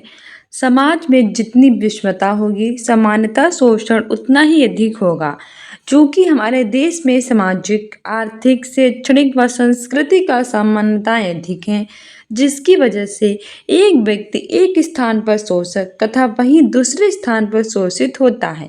जब बात उपभोक्ता संरक्षण की हो तब पहला प्रश्न ये उठता है कि उपभोक्ता किसे कहते हैं या उपभोक्ता की परिभाषा क्या है? सामान्यतः उस व्यक्ति या व्यक्ति समूह को उपभोक्ता कहा जाता है जो सीधे तौर पर किन्हीं भी वस्तुओं अथवा सेवाओं का उपयोग करते हैं। इस प्रकार सभी व्यक्ति किसी किसी रूप में उपभोक्ता होते हैं और शोषण का शिकार होते हैं। हमारे देश में ऐसे अशिक्षित, सामाजिक और आर्थिक रूप से दुर्बल अशक्त लोगों की भीड़ है जो शहर की मलिन बस्तियों में, फुटपाथ पर, सड़क और रेलवे लाइन के किनारे, गंदे नालों के किनारे झोपड़ी डालकर अथवा किसी भी अन्य तरह से अपना जीवन यापन कर रहे हैं। वे दुनिया के सबसे बड़े प्रजातांत्रिक देशों को समाजोपयोगी और धर्ममुखी योजनाओं से वंचित हैं, जिन्हें आधुनिक सफेदपोशों, व्यापारियों, नौकरशाहों एवं तथाकथित बुद्धिजीवी वर्ग ने मिलकर बांट लिया है। सही मायने में शोषण इन्हीं की देन है। सरकार कितनी भी योजनाएं बनाकर लागू करे, कोई बड़ा परिवर्तन संभव नहीं है। उपभोक्ता शोषण का तात्पर्य केवल उत्पादकता व व्यापारियों द्वारा किए गए शोषण से ही लिया जाता है, जबकि इसके क्षेत्र में वस्तुएं एवं सेवाएं दोनों ही सम्मिलित हैं, जिसके अंतर्गत डॉक्टर, शिक्षक, प्रशासनिक अधिकारी, पुलिस, ऊंचे ओहदे पर बैठे सरकारी कर्मचारी, वकील आदि सभी आते हैं। इन सब ने शोषण के क्षेत्र में जो कीर्तिमान बनाए हैं वे वास्तव में Guinness book of world records में दर्ज कराने लायक हैं। कानून के हाथ कितने भी लंबे हों, इन सभी तक नहीं पहुंच सकते, क्योंकि रक्षक जब भक्षक बन जाए बचाए। भ्रष्टाचार सभी की जड़ों में पहुंचा हुआ है, ऊपर से नीचे या नीचे से ऊपर। क्या कभी इन लोगों को अच्छे दिन आएंगे? दूसरी ओर किसी तरह अपनी इज्जत आबरू बचाता मध्यम वर्ग है, जो न किसी पार्टी के वोट बैंक में है और ना ही ज्यादा पढ़ा लिखा संपन्न। ना सरकार उसकी परेशानियों को समझती है और ना कोई अन्य राजनीतिक पार्टी, जिसको सरकारी पेंशन नहीं मिलती। ऐसे बड़े बूढ़े लाचार लोगों की स्थिति और भी खराब है। ना तो उनकी संस्कार विहीन संतान उनका ध्यान रखने को तैयार है और ना सरकार उनके लिए कुछ सोच पा रही है। क्या इस विषमता को हटाने की दिशा में कोई कदम उठाया जा रहा है? क्या पढ़े लिखे नौजवानों को उपयुक्त रोजगार दिए जाने की दिशा में कुछ हो रहा है? क्या होगा इस देश का, भगवान ही जानता है। इसमें फर्स्ट क्वेश्चन है कि हमारे देश में समाजोपयोगी उधरमुखी योजनाओं से वंचित कौन सा है? ऑप्शन ए है सरकारी पेंशन विहीन वयोवृद्ध जनों का वर्ग। ऑप्शन बी है किसी तरह अपनी इज्जत आबरू बचाता समाज का मध्यम वर्ग। ऑप्शन सी है कि मलिन बस्तियों, फुटपाथ, सड़क तथा रेलवे लाइन के किनारे झोपड़ी डालकर रहने वाले अशिक्षित, दुर्बल और अशक्त लोगों का वर्ग। और ऑप्शन डी है आधुनिक सफेदपोशों, व्यापारियों, नौकरशाहों और तथाकथित बुद्धिजीवी लोगों का वर्ग। तो हमारा सही आंसर इसमें हो जाएगा ऑप्शन सी कि मलिन बस्तियों, फुटपाथ, सड़क तथा रेलवे लाइन के किनारे झोपड़ी डालकर रहने वाले अशिक्षित, दुर्बल और अशक्त लोगों का वर्ग ही समाज में समाजोपयोगी और धर्ममुखी योजनाओं से वंचित वर्ग है। व्याख्या भी है कि दिए गए गद्यांश के अनुसार हमारे देश में समाजोपयोगी उधरमुखी योजनाओं से वंचित वर्ग बस्तियों, फुटपाथ, सड़क तथा रेलवे लाइन के किनारे झोपड़ी डालकर रहने वाले अशिक्षित, दुर्बल और अशक्त लोगों का क्या है? वर्ग है। नेक्स्ट है कि लेखक के अनुसार शोषण का शिकार कौन लोग होते हैं? ऑप्शन ए है पढ़े लिखे उपयुक्त रोजगार विहीन नवयुवकरण। ऑप्शन बी है वस्तु और सेवाओं का उपयोग करने वाला उपभोक्ता समूह। ऑप्शन सी है उत्पादकता से जुड़ा व्यापारी मंडल। ऑप्शन डी है नौकरशाह तथाकथित बुद्धिजीवी वर्ग। से आंसर हो जाएगा ऑप्शन बी वस्तु और सेवाओं का उपयोग करने वाला उपभोक्ता समूह। ठीक है, दिए गए गद्यांश के अनुसार वस्तु और सेवाओं का उपयोग करने वाला उपभोक्ता समूह जो है वो शोषण का शिकार होते हैं। कि समाज के मध्यम वर्ग की कौन सी समस्या है? ऑप्शन ए है गरीब और श्रमिक वर्ग से संबंधित। ऑप्शन बी है उच्च शिक्षित और घराने कि घर का हर सदस्य मजदूरी करने के लिए विवश। और ऑप्शन डी है कि जीवन यापन में आर्थिक परेशानी से सामाजिक प्रतिष्ठा पर खतरा। से आंसर हो जाएगा ऑप्शन डी कि जीवन यापन से आर्थिक परेशानी से सामाजिक प्रतिष्ठा पर खतरा। ये समाज के मध्यम वर्ग की है समस्या। व्याख्या है कि उपयुक्त गद्यांश के अनुसार समाज के मध्यम वर्ग की समस्या है कि जीवन यापन में आर्थिक परेशानी से सामाजिक प्रतिष्ठा पर क्या होता है? खतरा होता है। नेक्स्ट है कि समाज उपयोगी उधरमुखी योजनाओं से वंचित वर्ग के शोषण के लिए कौन उत्तरदायी है। ऑप्शन ए है राजनेता, व्यापारी वर्ग, सरकारी तंत्र और कथाकथित बुद्धिजीवी वर्ग। ऑप्शन बी है समाज के धर्मपरायण पंडित और कथावाचक लोग। थर्ड है समाज का मध्यम वर्ग और उच्च वर्ग। और फोर्थ है शिक्षित और संपन्न नौकरी पेशा वर्ग। से आंसर हो जाएगा ऑप्शन ए राजनेता, व्यापारी वर्ग, सरकारी तंत्र और कथाकथित बुद्धिजीवी वर्ग।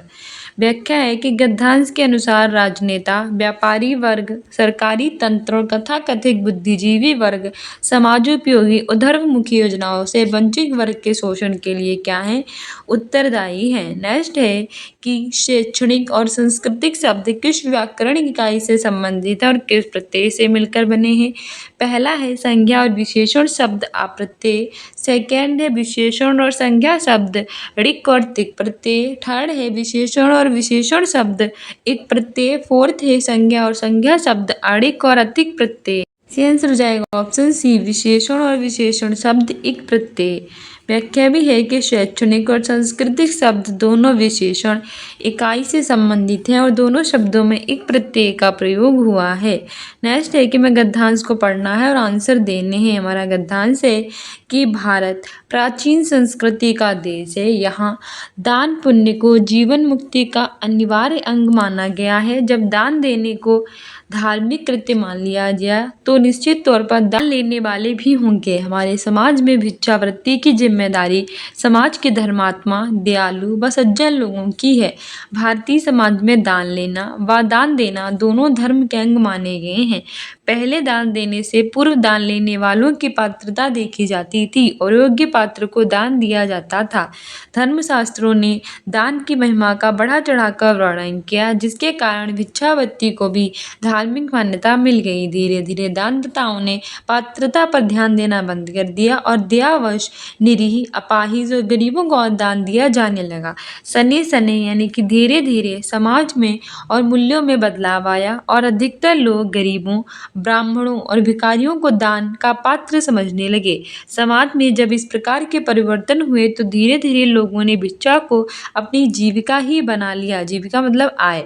गरीबी के कारण बेसहारा लोग भीख मांगने लगे। काम न मिलने से भी भिक्षावृत्ति को बल मिला और पूजा स्थल, तीर्थ, रेलवे स्टेशन, बस स्टैंड, गली मोहल्ले आदि स्थानों पर हर जगह भिखारी दिखाई देने शुरू हो गए। इस कार्य में हर आयु के व्यक्ति शामिल होने लग गए। साल 2 साल के दूध मुँहे बच्चे से लेकर 80-90 वर्ष तक के बूढ़े तक को भीख मांगते देखा जा सकता है। आज तो भीख मांगने का भी एक महत्वपूर्ण व्यवसाय बनता जा रहा है। कुछ खानदानी भिखारी होते हैं क्योंकि पुश्तों से उनके पूर्वज धर्म स्थानों पर अपना अड्डा जमाए हुए हैं। कुछ अपराधी बच्चों को उठा ले जाते हैं तथा उनसे भीख मंगवाते हैं। वे इतने निर्दयी होते हैं कि भीख मांगने के लिए बच्चों का अंग भंग भी कर देते हैं। कुछ भिखारी अंतर्राष्ट्रीय स्तर के हैं जो देश में छोटी सी विपत्ति आ जाने पर भीख का कटोरा लेकर भ्रमण के लिए निकल जाते हैं। इसके अलावा अनेक श्रेणी के और भी भिखारी होते हैं। कुछ भिखारी परिस्थिति से बनते हैं तो कुछ बना दिए जाते हैं। कुछ शौकिया भी इस व्यवसाय में आ गए हैं। जन्मजात भिखारी अपने स्थान निश्चित रखते हैं। कुछ भिखारी अपनी आमदनी वाली जगह दूसरे आदमी को किराए पर देते हैं। बेरोजगारी और गरीबी के कारण कुछ वयोवृद्ध मजबूरीवश भिखारी बनते हैं। गरीबी के कारण बेसहारा लोग भीख मांगने लगते हैं। काम न मिलना भी भिक्षावृत्ति को जन्म देता है। कुछ अपराधी बाकायदा इस काम की ट्रेनिंग देते हैं। भीख रोकर, गाकर, आंखें दिखाकर या हंसकर भी मांगी जाती है। भीख मांगने के लिए इतना आवश्यक है कि दाता के मन में करुणा जगे। अपंगता, कुरूपता, अशक्तता, वृद्धावस्था आदि देखकर दाता करुणामय होकर भीख देने के लिए बाध्य हो जाता है। क्या भिक्षावृत्ति देश की एक समस्या नहीं है? गरीबों और निर्बलों को छोड़कर कई पढ़े लिखे और हट्टे कट्टे भी इस वृत्ति को अपनाए हुए हैं। क्या सरकार को इस दिशा में कुछ करने की आवश्यकता नहीं है? क्या हम लोग भी इस भिखारियों को करुणावश जीविका दे रहे हैं? थोड़ा सोचिए, क्या हम भी इस वृत्ति को बढ़ावा तो नहीं दे रहे? अगर दान ही करना है तो गरीबों को पुस्तकें, पाठ्य सामग्री दें, गरीबों और बीमारियों को दवाएं दें, अस्पताल की सुविधाएं दिलाएं। इन लोगों को भीख के स्थान पर रोजगार की व्यवस्था व्यवस्था कराएं, नगद देना बंद करें, भीख मांगने वाले को खाना खिलाएं पर कभी उन्हें नगद पैसा ना दें। अगर जनता और सरकार दोनों मिलकर काम करें और भीख मांगने वालों को पुलिस के हवाले शुरू कर दें तो इस पर काबू पाया जा सकता है। तो हमारा गद्दांश था, इसका क्वेश्चन कह रहा है कि क्या भिक्षावृत्ति देश की एक समस्या है? आपका इस विषय में क्या विचार है? फर्स्ट है कि भिक्षावृत्ति समस्या नहीं है क्योंकि दान पुण्य तो भारतीय संस्कृति का धार्मिक कृत्य है। सेकेंड है भिक्षावृत्ति देश की समस्या को हल करती है क्योंकि गरीबों, अपांगों और बेरोजगारों को जीविका इससे ही चल रही है। थर्ड है कि भिक्षावृत्ति देश की ज्वलंत समस्या बन गई है क्योंकि लोग इसे जानबूझकर अपना व्यवसाय बना रहे हैं। और फोर्थ है कि भिक्षावृत्ति में लोग स्वेच्छा दान दे रहे हैं इसलिए इसको समस्या नहीं मान सकते। तो जिस तरह से गद्दांश पढ़ा था जैसी परिस्थितियां, तो इसके हिसाब से ऑप्शन सी सही है कि भिक्षावृत्ति क्या है, देश की एक ज्वलंत समस्या बन गई है क्योंकि लोग इसको जानबूझकर अपना क्या बना रहे हैं, व्यवसाय रहे हैं, इसलिए। व्याख्या भी है कि गद्दांश के अनुसार भिक्षावृत्ति देश की एक ज्वलंत समस्या बन गई है क्योंकि लोग इसका जानबूझकर अपना व्यवसाय बना रहे हैं। नेक्स्ट है कि विभिन्न स्तरों पर लोग भीख देने के लिए क्यों बाध्य हो जाते हैं? फर्स्ट है भिखारी लोगों के पीछे लग जाते हैं और उन्हें भीख देने के लिए कर देते हैं बाध्य। सेकेंड है अपंगता, कुरूपता, अशक्तता, वृद्धावस्था आदि देखकर लोग भीख देने के लिए बाध्य हो जाते हैं। थर्ड है धार्मिक स्थलों पर लोग दान पुण्य की भावना से जाते हैं और कंगाल भिखारियों को दान के रूप में भीख देते हैं। फोर्थ है कि लोगों के पास अन्याय, अनीति और चोरी का पैसा होता है और दान देकर वे अपनी आत्मा पर रखे बोझ को कम कर देते हैं। तो सही आंसर हो जाएगा ऑप्शन बी कि अपंगता, कुरूपता, अशक्तता, वृद्धावस्था आदि देखकर लोग क्या देते हैं, भीख देने के लिए बाध्य हो जाते हैं। नेक्स्ट है कि भीख ना देकर भी दूसरों की मदद करने के लिए कौन सा विकल्प सही नहीं है? फर्स्ट है कि गरीबों और निर्बलों को शिक्षा, स्वास्थ्य और रोजगार की व्यवस्था करके मदद करना। सेकेंड है पैसा देकर किसी भिखारी को रोजगार धंधे के लिए प्रेरित करके मदद करना। थर्ड है कि गरीबों के बच्चों के स्कूल में फीस जमा करना और पुस्तकें और अन्य पाठ्य सामग्री देकर मदद करना। और फोर्थ है कि रोगियों को चिकित्सा सुविधा दिलाकर तथा विभिन्न सरकारी योजनाओं से परिचित करा के मदद करना। सही आंसर हो जाएगा ऑप्शन बी कि पैसे देकर किसी भिखारी को रोजगार धंधे के लिए क्या करना, प्रेरित करके मदद करना। व्याख्या भी है कि गद्दांश के अनुसार पैसे देकर किसी भिखारी को रोजगार धंधे के लिए प्रेरित करके मदद करना ये विकल्प भीख ना देकर दूसरों की मदद करने के लिए सही विकल्प नहीं है, बाकी सभी विकल्प सही हैं। नेक्स्ट है कि दान पुण्य और जीवन मुक्ति में कौन सा समास है? ऑप्शन ए है तत्पुरुष और द्वंद्व, ऑप्शन बी है द्वंद्व और तत्पुरुष, ऑप्शन सी है कर्मधाराएं और द्वंद्व, और फोर्थ है कि द्वंद्व और अविभाव। से आंसर हो जाएगा ऑप्शन बी द्वंद्व और तत्पुरुष। दान पुण्य यानी कि दान और पुण्य, इसमें द्वंद्व समास है। जीवन मुक्ति या जीवन से मुक्ति यानी कि इसमें तत्पुरुष समास है। तो दान पुण्य में द्वंद्व समास और जीवन मुक्ति में तत्पुरुष समास है। व्याख्या भी है कि दान पुण्य में हमारा द्वंद्व समास आता है क्योंकि सेम है। जीवन मुक्ति है जो है यानी जीवन से मुक्ति है, इसमें तत्पुरुष समास है। नेक्स्ट है खानदानी भिखारी कैसे होते हैं? फर्स्ट है जो खुद भिखारी न मांगकर अपने स्थान को किसी दूसरे भिखारी को भीख मांगने के लिए भाड़े पर दे रहे हैं। सेकेंड है कि जो छोटे बच्चों के अंग भंग करके उनमें जबरदस्ती भीख मंगवाते हैं। थर्ड है जिनकी भीख मांगने की जगह पुश्तैनी है और पीढ़ियों से निश्चित है। और फोर्थ है जो देश में छोटी सी विपत्ति आ जाने पर भीख का कटोरा लेकर भ्रमण के लिए निकल जाते हैं। सही आंसर हो जाएगा ऑप्शन सी कि जिनकी भीख मांगने की जगह पुश्तैनी होती है और पीढ़ियों से निश्चित होती है उन्हें हम खानदानी भिखारी कहते हैं। पैराग्राफ है और इसमें हमें कुछ क्वेश्चंस दिए होते हैं तो उन्हें क्वेश्चंस के आंसर देने हैं। फर्स्ट क्वेश्चन है कि 3 वर्षों के लिए पटना स्टोर की कुल बिक्री का 3 वर्षों के लिए आसनसोल स्टोर की कुल बिक्री से अनुपात क्या है? से आंसर हो जाएगा ऑप्शन ए है ये कि प्रश्नानुसार हमने इसको इस तरह से सॉल्व किया और हमें हमारा आंसर मिल गया। नेक्स्ट है कि गया स्टोर और पटना स्टोर पर मिलाकर 3 वर्षों में जूतों की बिक्री की कुल संख्या तीनों वर्षों में धनबाद स्टोर और रांची स्टोर पर मिलाकर कुल बिक्री का लगभग कितना प्रतिशत है? से आंसर हो जाएगा ऑप्शन सी 80.51%। ठीक है, हमने इस तरह से इसको सॉल्व किया और इस तरह से हमारा आंसर आ गया। नेक्स्ट हमारा क्वेश्चन कह रहा है कि 2021 में कोलकाता स्टोर, पटना स्टोर और धनबाद स्टोरों पर जूते की औसत बिक्री का कितना प्रतिशत 2022 में रांची स्टोर, आसनसोल स्टोर और गया स्टोर पर जूते की औसत बिक्री है? इसका आंसर हो जाएगा ऑप्शन सी 129.03%। ठीक है, इस तरह से हमने इसको सॉल्व किया और इस तरह से सॉल्व करने पर हमारा आंसर आ गया। नेक्स्ट हमारा है कि 2020 के लिए सभी स्टोरों के जूतों की औसत बिक्री का वर्ष 2021 के लिए सभी स्टोरों के जूतों की औसत बिक्री से अनुपात क्या है? इसका आंसर हो जाएगा ऑप्शन बी। व्याख्या भी कह रही है कि हमारा इस तरह से इसको सॉल्व करेंगे और हमें हमारा आंसर मिल जाएगा। नेक्स्ट हमारा है कि तीनों वर्षों में कोलकाता स्टोर, पटना स्टोर और रांची स्टोर के जूतों की बिक्री की कुल संख्या कितनी है? इसका आंसर हो जाएगा ऑप्शन सी 1650। ठीक है, हमारी व्याख्या भी है कि हमने इस तरह से इसको सॉल्व किया, 1650 आंसर आ गया। नेक्स्ट हमारा क्वेश्चन है कि हमें इस तरह से दूसरा ग्राफ दिया गया है। जब हम इस ग्राफ को सॉल्व करेंगे कि यदि pipe A B D R O S को एक साथ खोल दिया जाए तो टैंक को भरने वाला अनुमानित समय कितना होगा? तो ऑप्शन डी सही हो जाएगा, 6.67 मिनट होगा। ठीक है, व्याख्या भी है कि सभी इनलेट पाइप एक साथ खोलने पर टैंक भरने में लगा समय 2 मिनट, 2 मिनट में 1000 लीटर, 1 मिनट में 500 लीटर और इस तरह के टैंक को खाली करने में लगा समय 1.6 मीटर और 1.6 मीटर बराबर 1000 लीटर और इस तरह से सॉल्व करने पर हमें हमारा आंसर मिल जाएगा। ठीक है, इस तरह से हम इसको सॉल्व करेंगे और हमारा आंसर 6.67 मीटर आ जाएगा। नेक्स्ट है कि टैंक को भरने में अकेले पाइप सी द्वारा लिया गया समय और अकेले पाइप डी द्वारा लिया गया समय और योग का टैंक को खाली करने में अकेले पाइप आर द्वारा लिया गया समय और पाइप टी द्वारा लिए गए समय, तो हमारा ऑप्शन बी सही हो जाएगा। 7 अनुपात से सॉल्व करेंगे और इस तरह से सॉल्व करने के बाद हमें हमारा आंसर मिल जाएगा। नेक्स्ट है कि पाइप बी और सी द्वारा एक साथ टैंक को भरने में लिया गया समय पाइप ए डी और ई द्वारा एक साथ भरने में लगे समय से लगभग कितने मिनट अधिक है? आंसर ऑप्शन बी हो जाएगा 1.67 मिनट। ठीक है, इस तरह से हम इसको सॉल्व करेंगे, हमें हमारा आंसर मिल जाएगा। नेक्स्ट है कि पाइप पी और आर एक साथ टैंक खाली करने में लिए गए समय का पाइप क्यू एस और टी द्वारा एक साथ टैंक खाली करने में लिए गए समय से अनुपात क्या होगा? आंसर हो जाएगा ऑप्शन सी 14। ठीक है, हम इसको इस तरह से सॉल्व करेंगे, आंसर मिल जाएगा। नेक्स्ट है कि यदि सभी इनलेट पाइप और आउटलेट पाइप एक साथ खोल दिए जाएं तो पूरा टैंक खाली होने में कितना समय लगेगा? आंसर हो जाएगा ऑप्शन ए 8 मिनट।